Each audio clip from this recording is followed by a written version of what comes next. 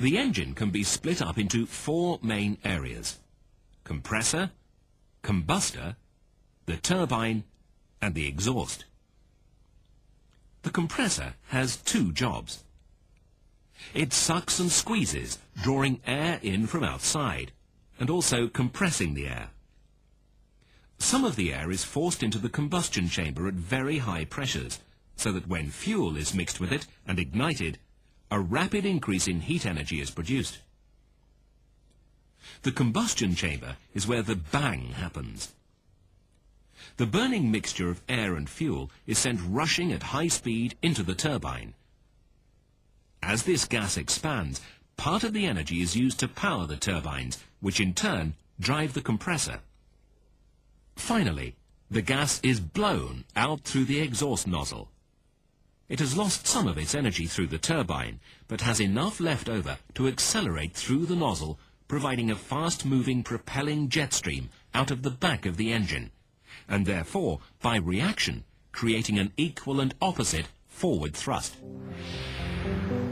This is the whole point of the operation, taking air in at normal speed and forcing it out at a higher speed, backwards, thus sending the engine forwards.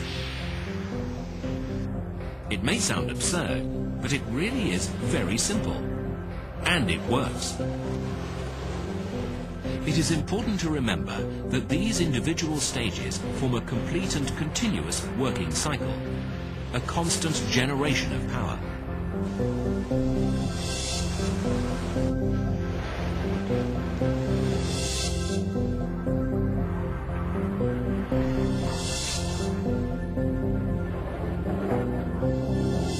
And here are both the advantages and disadvantages of the way in which a jet engine works. On the one hand, the jet engine has relatively few moving parts, and as it's a very effective method of producing power, it can be small and light for a given output. On the other hand, the components at the hot end of the engine have to be able to withstand tremendous and continuous operating pressures and temperatures. All the sections of the engine are designed to make the flow of air through the engine as efficient as possible.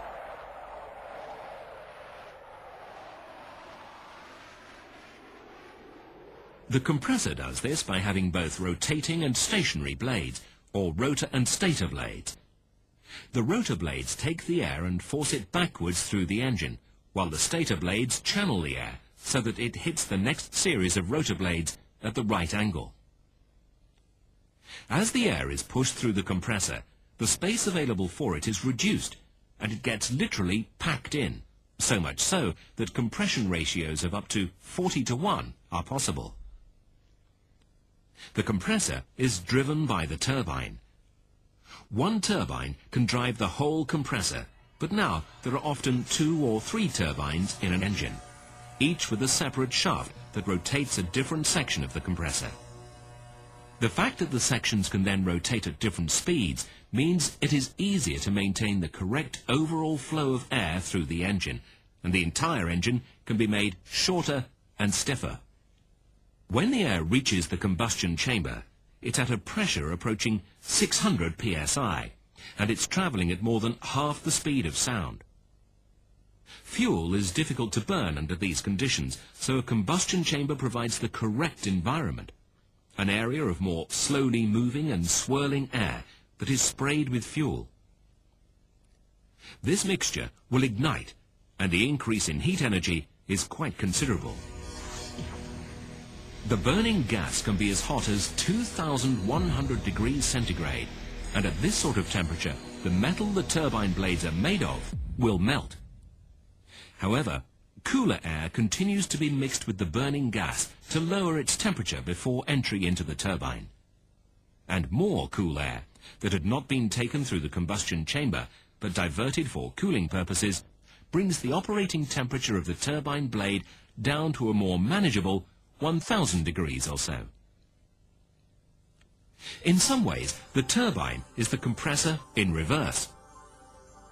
Nozzle guide vanes channel the gas onto the turbine blades, which are shaped so that the gas flowing over them is used to generate the optimum power. The blades are slotted onto a disc which rotates the shaft that is connected forwards to the compressor. Often, as well as driving the compressor, the turbine will also provide ancillary power to even drive a propeller. It is vital that turbines are perfectly designed and manufactured. Just this one stage, the high-pressure turbine can generate up to 70,000 horsepower, at which point the blades will be spinning at 1,500 feet per second. That's over 1,000 miles per hour. So everything must be done to ensure that the passage of gas through the turbines is as smooth as possible. Similar care is taken as the gas leaves the engine through the propelling nozzle. It is these exhaust gases that provide the thrust to power the engine, so essential that they are propelled from the engine at exactly the right speed required by the aircraft. This is largely determined by the size and shape of the propelling nozzle that can give a kick to the gases as they leave the engine.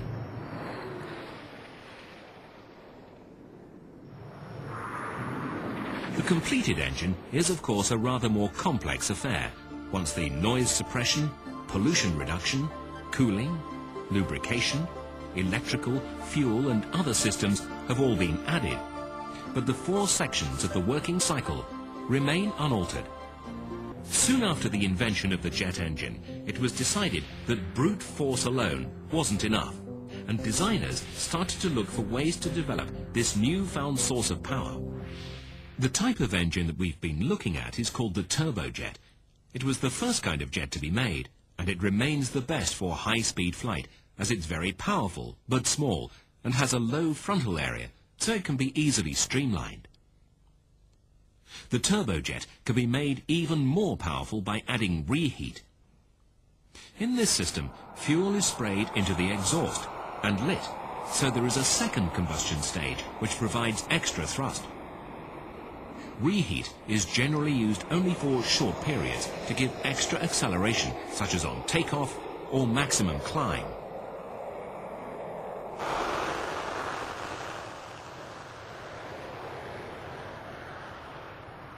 On landing, however, deceleration is wanted, and then thrust reversers are used. These are flaps that move to divert the gas forwards rather than backwards through the exhaust. This has the effect of slowing the aircraft down, as the jet reaction tries to propel the engine in the opposite direction to the airflow.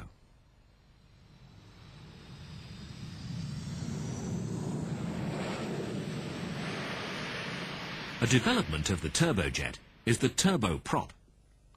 This has an extra turbine which, through a gearbox, drives a propeller. Aircraft powered by a turboprop are not as fast as those powered by a turbojet, but nevertheless, the turboprop remains a very efficient and economical engine. If the propeller is removed from a turboprop, then the resulting engine is called a turboshaft. The shaft is coupled to a gearbox, and through this it can drive a helicopter rotor.